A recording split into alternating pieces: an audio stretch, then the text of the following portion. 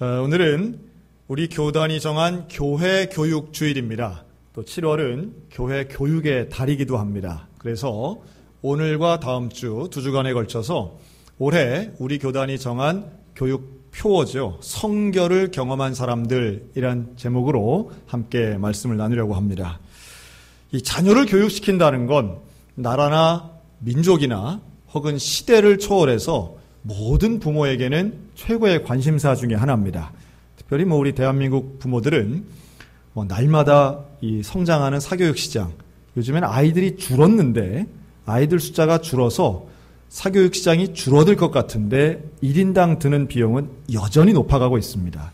전체 시장이 위축되는 가운데에도 이 교육 시장만큼은 별로 줄지 않고 앞으로는 줄 것 같지만 현재까지는 부모들의 교육에 대한 관심을 그대로 보여준다 이렇게 말할 수 있습니다.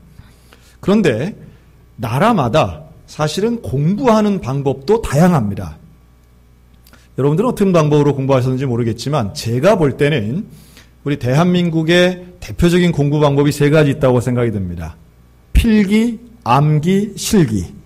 그래서 전 지금도 기억이 나는데요. 방학 숙제로 저희 고등학교 때 선생님이 큰 종이를 몇 장씩 나눠주고 그거를 앞뒤로 채워오라는 숙제를 내준 적이 있습니다. 뭘 채우느냐 하면 그냥 쓰는 겁니다. 외우면서 쓰는 거죠. 그냥 암기 과목, 우리는 소위 말해 암기 과목이라는 게 있고 기초 과목이라는 게 사실은 그런 구분은 없는데 우리가 그렇게 만든 거죠. 수험생 입장에서. 그리고 그냥 씁니다. 처음부터 끝까지 쓰고 동그라미 하고 그걸 연필로 볼펜으로 그냥 막 낙서처럼 가득히 쓰면 공부 많이 했다고 생각하던 시절이 있었습니다. 그리고 암기하는 거죠. 내용을 통째로 외우는 겁니다. 많이 외울수록 높은 점수가 나오는 건 당연하고요. 더더군다나 지금은 대학교까지도 필기와 암기는 아주 중요한 도구는 달라져서 PDA나 노트북이나 스마트폰으로 녹음, 녹화, 필기, 녹취를 할지언정 교수님의 말씀을 그대로 암기하는 학생이 고득점 받는 것은 여전히 유효한 현실입니다.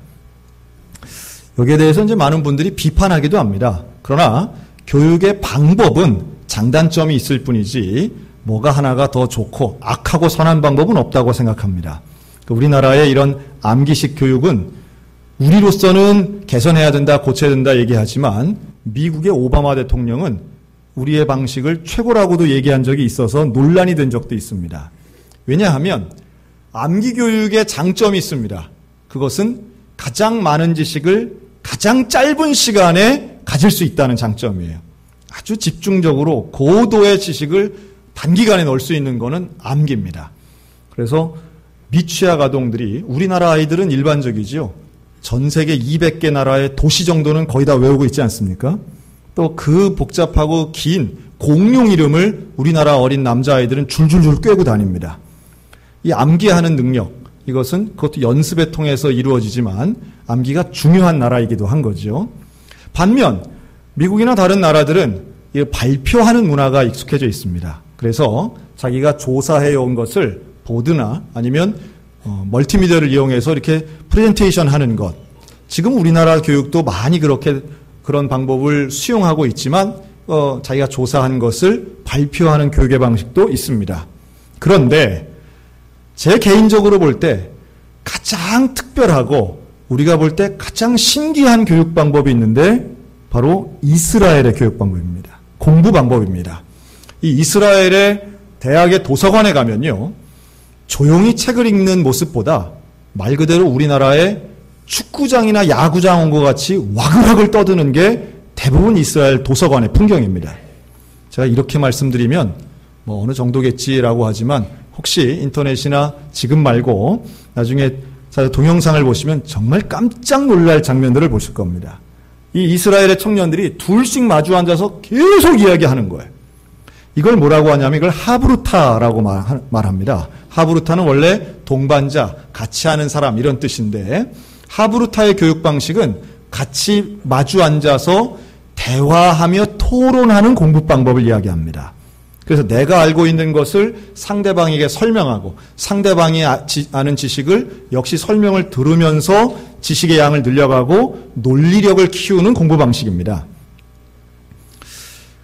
여러분, 이 방식은 상당히 이것도 효과가 있습니다. 즉, 우리의 방식과 암기하는 것과 토론하는 것이 장점과 단점이 있는데요.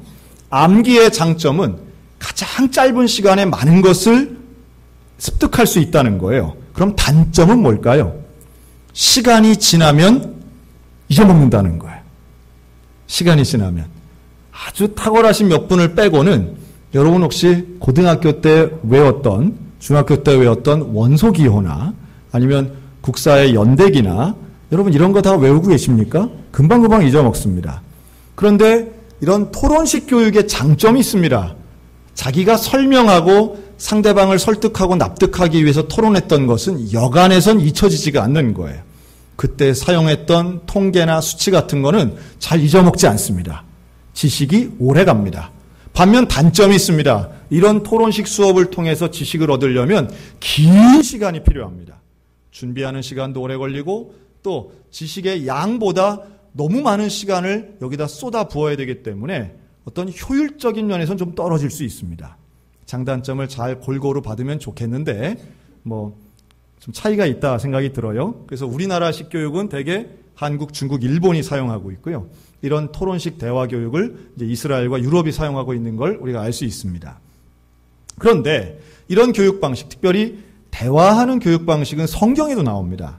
내 자녀에게 부지런히 가르치며 집에 앉았을 때든지 길에 행할 때든지 누웠을 때든지 일어날 때든지 이 말씀을 강론하라 그랬거든요. 그런데 이 강론이라고 하는 것은 더불어 대화하며 가르치는 걸 의미합니다. 아마 대화의 중요성을 모르시는 분은 없을 겁니다. 누구나 대화하는 건 참 중요하고요. 특별히 가정 안에서의 대화는 참 중요합니다. 어린아이들에게 조기교육이 참 중요하다고 얘기하는데 조기교육을 하는 대상으로서 엄마와 아빠 중에 누가 조기교육을 담당하면 더 효과가 클까요? 이미 교육학에서 나온 겁니다. 교육에 있어서는 아빠의 교육이 훨씬 효과적이라는 통계는 이미 많이 나와 있습니다. 예를 들면 동화책을 읽어줘도 엄마가 읽어주는 것보다 아버지가 읽어주는 것이 훨씬 큰 영향력이 있다는 거예요. 여기에는 엄마의 감성적인 코드보다 아버지의 논리력이나 지적인 대화하는 것이 자녀들에게 미치는 영향이 훨씬 크기 때문인데요. 그래서 공부 잘하는 사람들의 공통점 중에 많은 부분은 아버지와의 대화가 많다는 겁니다. 이쯤 되면 왜 우리 애가 공부 못했는지가 나오는 겁니다. 그래서 한 명 때문에 우리가 좀 안 됐던 거죠. 그 한 명, 멀쩡히 지금 잠자고 있는 그 한 명 때문에 우리 아이들이 고생을 한 거예요. 이제 그렇게 생각하시면 안 되고. 그런데 제가 참 목회를 하면서 공통적으로 느끼는 게 있습니다. 자녀들하고 대화를 해보면요. 얘기를 해보면 아버지하고 대화 잘 된다는 사람이 별로 없어요. 간혹 나와요. 그래서 재밌는 것은 아버지들에게 물어보면 정말 많은 분들이 대화를 많이 한다고 얘기합니다. 저도 아버지인데 대화를 많이 한대요. 자기는 자녀들이랑 대화를 많이 한대요. 열심히 한대요. 특별히 교회 안에 계신 분들은 그런 대답이 더 높습니다. 그런데 그 자녀들은 생각이 좀 달라요. 왜 그럴까요? 그 대화의 모습을 보면 답이 나옵니다. 1시간을 이야기하면 누가 주로 말해요? 아버지들이 말합니다. 1시간을 말하면 59분 아버지가 얘기하고요. 아들은 1분 동안 뭐 얘기하는지 아세요? 네 합니다. 그러면 그게 대화입니다. 그게 과연 대화일까요? 그러면 왜 그렇게밖에는 대화가 안 될까요? 사실은 불행하게도 우리의 아버지들도 대화하지 못했기 때문입니다. 내 아버지하고 대화한 적이 없는 거예요. 대화라고 하는 것은 최소한 반반 돼야 됩니다. 내가 말하고 나도 들어야 되는 겁니다. 그런데 불행하게도 우리 대한민국의 문화에는 뭐가 있냐 하면 어디 젊은 사람이 말대꾸야. 어디 똑바로 쳐다봐. 어른 말을 들어야지. 우리에게는 어른 말을 듣는 문화가 있습니다. 나쁜 것은 아닌데 그 문화는 많은 경우에 온전한 대화를 가로막을 때가 있어요. 그래서 교회는 더더구나 그렇습니다. 제가 볼 땐 교회 안에서도 대화하기가 참 어려운 부분이 있습니다. 젊은이들의, 나보다 나이가 어린 요즘 연예인들 보니까 더 심각하더라고요. 여러분, 그 방송에 나오는 20대, 30대, 40대 연예인들이 한 살 차이만 나도 형님 하고 허리를 90도로 숙이는 그 모습은, 대화는 오고 가는 게 아니라 일방적인 거야. 윗사람이 얘기하면 넌 들어야 돼. 라는 묵계적인 메시지를 곳곳에 주고 있지 않나 하는 생각이 듭니다. 여러분, 가정 안에서 온전한 대화, 이 하브루타의 교육 방식이 있으려면 들을 수 있어야 됩니다. 듣는 것은 그냥 듣는 게 아니라 공감해 줘야 되는 겁니다. 우리 많이 듣잖아요. 아침마당 뭐 이런 데 보면 항상 나오잖아요. 그랬구나 뭐 말하라고 그러고, 상대방의 말 뒷부분을 따라하라고 그러고. 그러나 그 근본에는 우리가 원하고 있는 것은 바로 내 자녀에게 강론하라. 내 자녀에게 복음에 대해 가르치고 하나님에 대한 진리에 대해서 가르치는 의무가 부모에게 있는데, 이게 유효하기 위해서는 대화해야 된다라고 하는 겁니다. 말은 쉬운데 실제로 어렵죠. 저도 두렵습니다. 여러분들이 예배 끝나고 우리 아이들에게 가서, 야, 목사님하고는 대화 어떻게 되냐 물어볼까 봐. 물어보세요. 그런데 대화라고 하는 것은 사실은 상대적인 것이고 시간이 들어가고 애쓰는 희생도 들어갑니다. 그런데 중요한 건 또 하나, 어떤 내용을 가지고 대화하느냐도 참 중요한데요. 사랑하는 성도 여러분, 우리의 가정교육이 믿음 중심, 복음 중심, 성경 중심의 교육이 되시기를 주님의 이름으로 축원합니다. 그리고 그러기 위해서는 한번 따라 하실까요? 나의 신앙을 설명하자. 여러분, 신앙을 설명할 수 있으셔야 됩니다. 내가 믿고 있는 바를 설명할 수 있으셔야 돼요. 1차적으로는 나 자신에게도 설명할 수 있어야 되고, 그 다음은 내 가족들에게 설명할 수 있어야 됩니다. 내가 무엇을 믿는지, 내가 어떻게 믿게 되었는지, 그 믿음이 나에게 어떤 의미가 있는지 우리는 설명할 수 있어야 됩니다. 제 개인적인 얘기를 하면 저는 지금도 기억이 생생합니다. 제가 처음으로 교회 나왔던 날이 지금도 생생합니다. 초등학교 때였어요. 그런데 제가 하나님을 언제부터 믿게 됐느냐 하면, 제가 그 교회에 처음 나간 날 15분 만에 하나님 믿게 됐습니다. 자, 그러면 와, 기적이다 이렇게 생각하시겠죠? 저희 반 맡으신 선생님이 그러시는 거예요. 새신자들을 모아서 처음 등록한 아이들에게 그렇게 말합니다. 이 모든 세상은 하나님이 창조하셨어. 여러분, 그게 저는 믿어지더라고요. 어린 나이지만, 그래, 하나님이 누군가 창조하지 않으면 이게 어떻게 있겠어? 이런 생각이 드는 거예요. 너무 쉬웠습니다. 하나님의 존재를 믿는다는 건 너무 쉬운 일이었어요, 저한테는. 자, 그런데 시간이 지나고 1년, 2년 교회를 다니면서 정말 믿기 어려운 말이 있었습니다.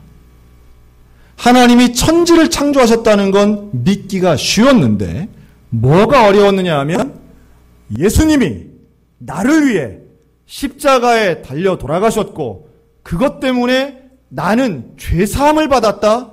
이건 하나도 믿어지지가 않더라고요.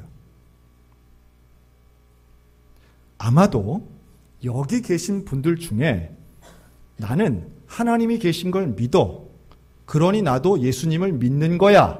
그러니 나는 구원받는 거야 라고 생각하시는 분들이 있다면 잘 점검해 보시기 바랍니다. 천지창조를 믿는 것과 십자가 복음을 믿는 것은 같은 하나님이지만 다른 내용이라고 하는 거예요. 예수님이 십자가에 달려 돌아가셨는데 그게 2000년 전에 일어난 일이에요. 그런데 그게 어떻게 나하고 상관이 있느냐? 전 이게 이해되지 않고 믿어지지 않았습니다. 여러분, 이게 믿어져야 구원 받습니다. 이게 믿어지는 것이 기적 중의 기적인 줄로 믿습니다. 천지창조를 믿는 것은 조금 과장되게 얘기하면 타종교에도 있습니다. 아니, 무속인들도 신적 존재를 인정합니다. 우리가 믿는 하나님은 우리는 존재만을 믿는 것이 아니라 나와의 관계를 믿는 거예요. 존재를 믿는 것은 쉽습니다. 그러나 관계를 믿게 되는 것은 기적과도 같은 일입니다. 복음을 믿는다는 것은 나와 예수님이 관계 있다는 것을 믿는 일이고 인정하는 일입니다. 청소년기에 그게 제가 참 괴로웠어요. 매주마다 듣는 이야기인데 예수님, 십자가, 구원, 복음, 회개. 그런데 나는 하나님을 믿는 건 확실한데 이 복음이 믿어지지 않는 거예요. 고민이 됩니다. 기도합니다. 그리고 1987년 7월 여름 수련회에 참석을 했는데 그 여름 수련회 때 놀라운 경험을 합니다. 앞에서 기타를 하나 든 서울신학대학 신학과 2학년 20살짜리 신학생이 치면서 마이크 하나에 그렇게 찬양 인도를 하면서 예수님을 부르고 함께 기도하자고 하는데 그 순간 예수님이 나의 죄를 위해 돌아가셨고 그 십자가의 복음이 믿어지더라는 거예요. 할렐루야. 여러분, 이 믿어지기 위해서 저도 노력은 했습니다. 하지만 믿음은 노력으로 주어지는 것은 아닙니다. 믿음은 전적인 하나님의 은혜입니다. 그런데 그 은혜를 구하는 노력은 우리 모두가 해야 할 노력입니다. 간절히 기도하기도 하고 몸부림치기도 하고 그 예수 그리스도를 만나기 위해서 때로는 금식하기도 하고 성경을 읽기도 하고 집회에 참석하기도 하는 거예요. 그런 가운데에 하나님이 은혜를 주시는데 그 은혜는 다른 은혜가 아니에요. 그 은혜는 전적으로 예수님의 십자가 복음이 믿어지는 것이 은혜더라는 거예요. 여러분, 이 은혜가 여기 있는 우리 소양교회 모든 성도들에게 임하시기를 주님의 이름으로 축원합니다. 제발 부탁입니다. 그 믿음이 없으면서 믿는 척 하지 않으셨으면 좋겠어요. 안 믿어지면 정말 하나님 앞에 간절히 기도하셨으면 좋겠습니다. 정말 죄송한데 제 눈에 몇 분이 보여요. 몇 분이 보여요. 직분이 있는데도 예수님에 대한 그 믿음, 그 신앙이 없이 교회 생활 하시는 분들이 보일 때 저는 참 마음이 아파요. 열심히 교회 생활하고 충성하고 봉사하는 데에도 나와 예수님과의 관계가 믿어지지 않는 분, 얼마나 안타깝고 불쌍한지 몰라요. 여러분, 이게 믿어지는 게 우리의 삶을 변화시키는 능력이 시작되는 시점인 줄로 믿습니다. 내가 예수 믿고서 나의 삶이 변했네. 여러분, 여기에는 예수님을 믿는 게 중요한 거예요. 예수님을 믿으면 우리의 삶은 분명히 변화됩니다. 왜냐하면 예수님이 내 안에 계시고 내 죄가 회개를 통하여 내가 정결한 사람이 무엇인가를 깨닫게 되면 그때부터는 내 속에서 거룩의 능력이 시작되기 때문입니다. 여러분, 거룩의 능력을 사모하시기 바랍니다. 구원받은 사람은 자연스럽게 거룩함의 능력을 따라가는 거예요. 제가 한번 말씀드렸죠? 제가 그 1987년도 성령을, 그 예수님에 대한 믿음의 확신을 가진 이후에 저에게서 일어난 변화는 바로 언어의 변화였습니다.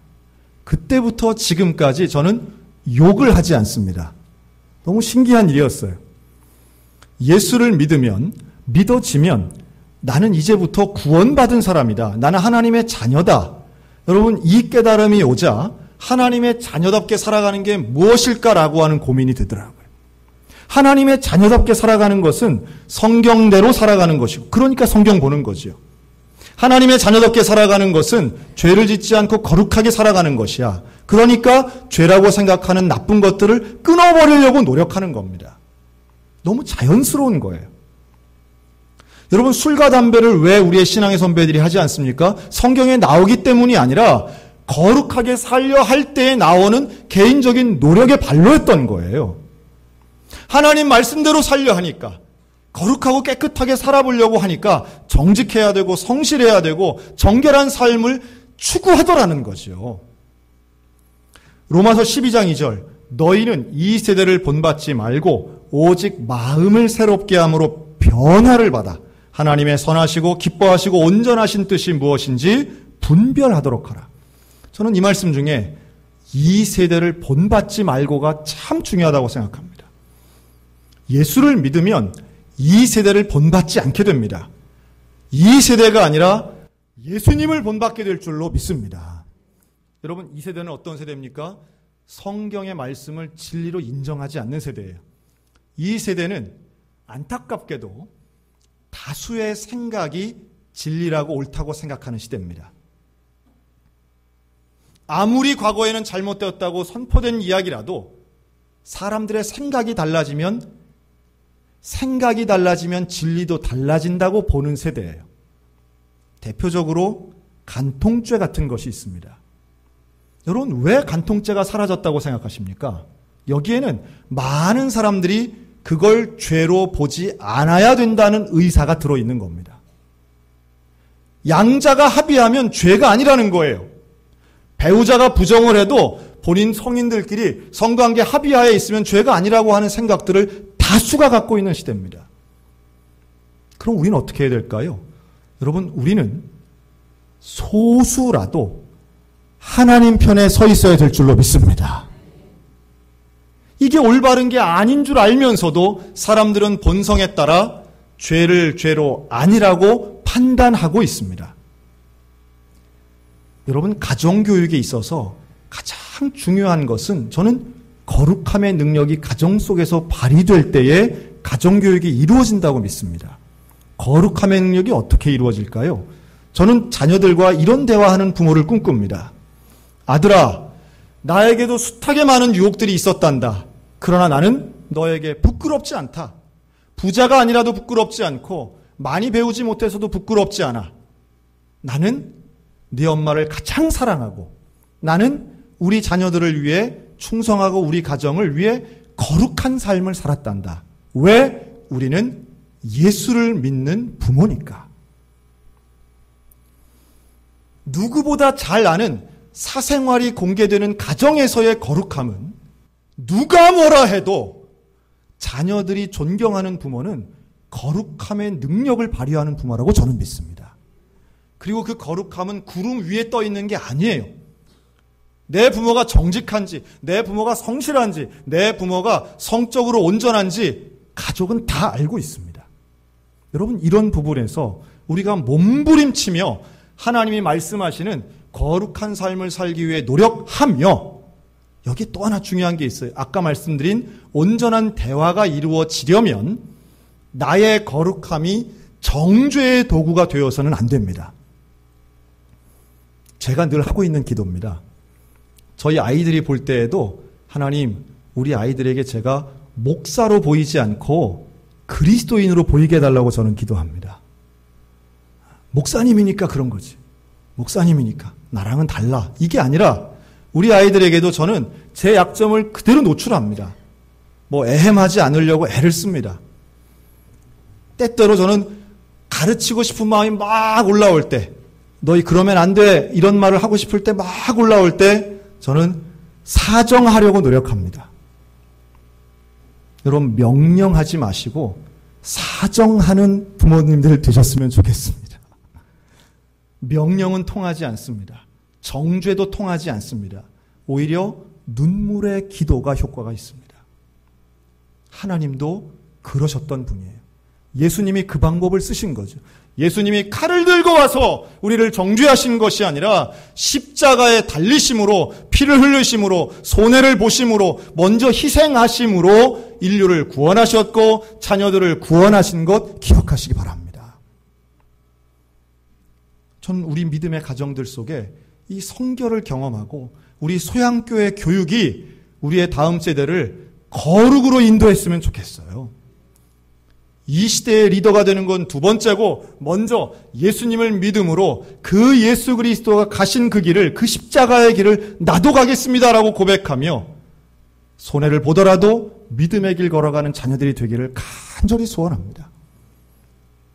이제 우리 내일부터 여름 수련회 합니다. 그런데 이 수련회 가운데 여러분 기도 많이 해주세요. 다음 세대 숫자가 줄어들고 있지 않습니까? 지금 처음으로 이제 1년에 한 달에 10,000명 이하, 출산율 1.0 이하로 내려갑니다. 아이들이 없어요. 아이들이 없는데 복음화율은 더 낮아요. 그런데 감사하게도 우리 교회는 지금 수련회하고 성경 캠프를 할 아이들이 있다는 거, 저는 그 자체만으로도 너무 감격스럽습니다. 그런데요, 이 아이들 잃어버리기 싫습니다. 잃어버리고 싶은 마음 요만큼도 없습니다. 아차하면 잃어버리는 겁니다. 여러분 잘 아실 거예요. 교회를 떠나는 게 하나님 때문입니까? 교회 안에 있는 어른들 때문입니까? 우리들 때문에 떠나간 아이들이 정말 많다는 것 아셔야 됩니다. 오해도 있겠죠. 억울한 것도 있겠죠. 내가 언제 애들을 쫓아냈냐? 그 마음 저도 듭니다. 그런데요, 대부분 교회를 떠난 청년들이 하는 이야기가 그거예요. 교회 안에 있는 어른들, 교회 안에 있는 성도들 가짜더라. 가짜더라. 말은 그럴듯한데 진짜 그리스도인들이 아니더라. 그래서 나는 예수님 못 믿겠다. 이러고 떠난 사람들이 얼마나 많은지 몰라요. 저는 그 시작점 가정이라고도 봅니다. 여러분, 가정과 교회에서 우리가 성결을 경험하고 예수 믿는 거룩함의 모습을 보여준다면 오히려 내가 손해보면서까지도 하나님 말씀을 붙잡는 그 온전한 모습이, 그 몸부림치는 모습이 우리 모두에게 있다면 우리 자녀들 복음 안에 거하게 될 줄로 믿습니다. 지난 6월 28일 아주 충격적인 일이 하나 있었습니다. 몇 주 안 됐죠. 헌법재판소에서 군입대 대체복무 입법에 대한 결정을 한 날입니다. 아마도 여기에 대해 다양한 의견들을 갖고 계실 겁니다. 그리고 아직도 우리나라의 70% 이상의 국민은 대체복무에 대해 부정적인 입장을 가지고 있습니다. 이거 어떻게 하느냐. 또한 아들을 군대에 보낸 지 한 달도 되지 않는 저희 같은 사람들은 야, 그게 말이 되냐? 이렇게 반응하기도 하고요. 또 많은 분들은 이 용어 자체에 대한 거부감이 있습니다. 양심적 병역 거부. 여기서 말하는 양심은 우리 인간의 선한 마음이 아니라 헌법이 이야기하는 보편적인 인간의 심성을 말함에도 불구하고 그 어감이 주는, 그 양심이라는 어감이 주는 것이 그럼 군대 가는 사람은 비양심이냐? 이제 이렇게 들리기 때문에 우리를 참 불편하게 합니다. 국민 대다수가 원치 않고 또 논리적으로도 아직까지 받아들일 준비가 돼 있지 않음에도 불구하고 왜 헌법재판소는 이런 결정을 했을까? 제 관심은 그 이유였습니다. 그 과정과 이유가 너무 궁금했어요. 그런데 여기에서 빼놓지 말아야 될 하나의 중요한 부분이 있는데요. 이 양심적 병역 거부를 꾸준히 요구하고 여기에 부합된, 지금 우리나라엔 대체복무의 그 제도가 있습니다. 다시 말해 어떤 사업체에 근무한다든가 이런 대체복무제가 있음에도 불구하고 그것도 싫다는 겁니다. 지금 여기에는 군 면제를 받아도 4주간 들어가서 하는 기초훈련이 그거 못 받겠다라고 하는 입영 거부제입니다. 자, 이걸 요구하는 조직은 대한민국에 딱 하나밖에 없습니다. 그 하나밖에 없는 유일한 조직이 어디냐면 여호와의 증인입니다. 18만 명밖에 되지 않는 이 여호와의 증인의 요구가 헌법재판소에서 받아들여진 겁니다. 850만 기독교인들이 다 이단이라고 치고요.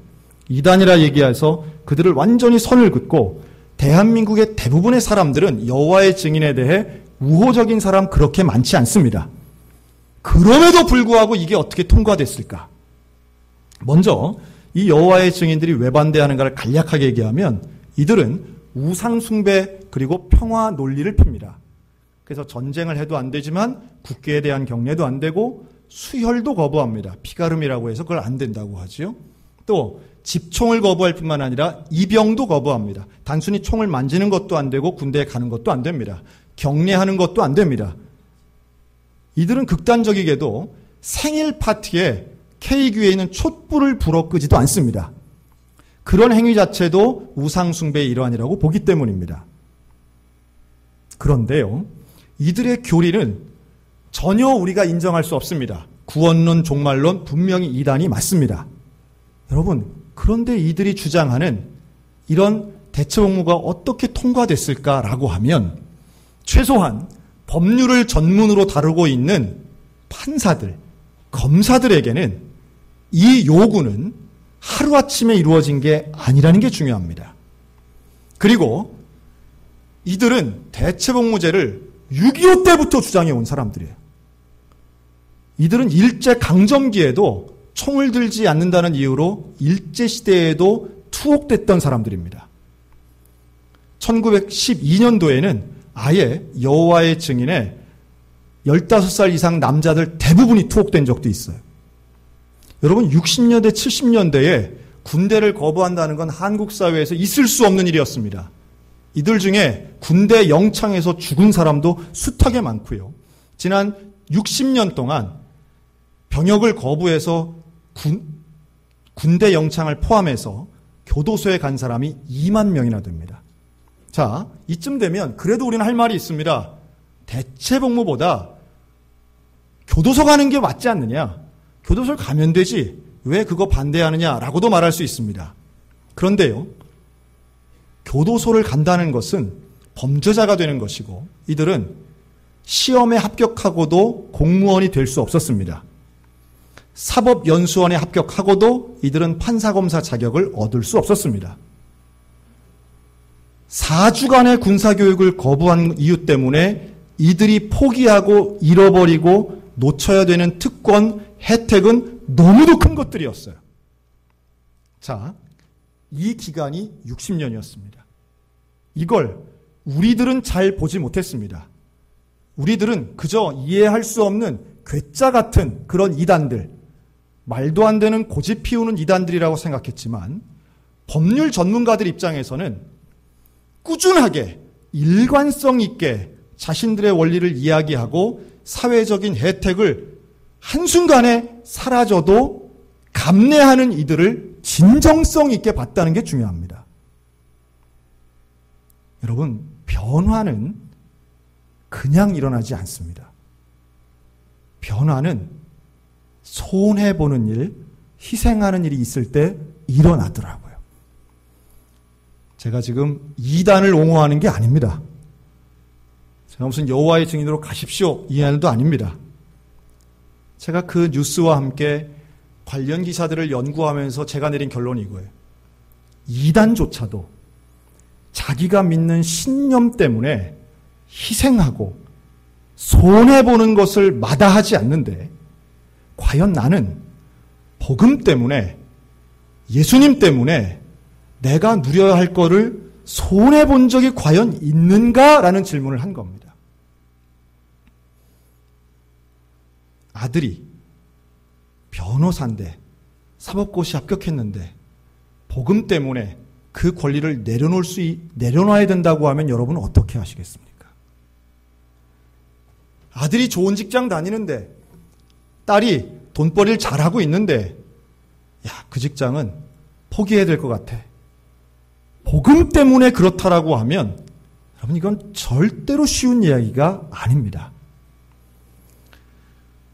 우리가 거룩하게 산다는 것은, 예수님이 원하시는 삶을 산다라고 하는 것은 내가 좋아하는 일만 하는 것은 결코 아닙니다.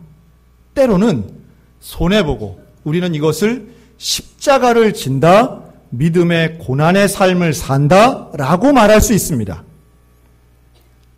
하나님이 우리에겐 분명히 큰 복을 주셨지만 그 구원이라고 하는 큰 복을 받아서 복된 삶을 누리기 위해서는 우리에게는 대가의 집을, 십자가를 지는 삶이 마땅히 있어야 된다는 말씀이에요. 그것을 본문은 이렇게 말합니다. 하나님 앞에 열매 맺는 삶은 우리의 믿음 위에 덕, 지식, 절제, 인내, 경건, 형제 우애, 사랑을 더하라고 말씀하는 거죠. 이 덕목들은 하나같이 예수님을 닮아가는 덕목들입니다. 그리고 이것은 우리의 믿음의 생활 가운데 일상의 삶 가운데 드러나지는 것들입니다.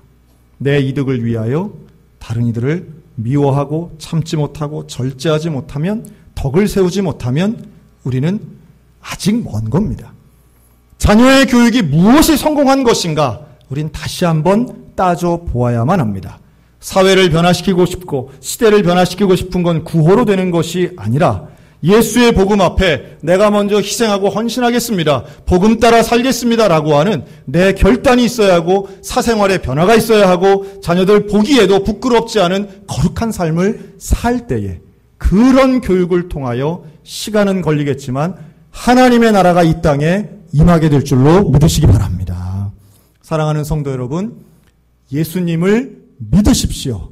사랑하는 성도 여러분, 예수님을 믿은 자답게 사십시오. 그리고 그 믿음의 유산을 자녀들에게 설명하고 거룩의 삶으로 살아가는 우리 믿음의 성도들 다 되시기를 주님의 이름으로 축원합니다.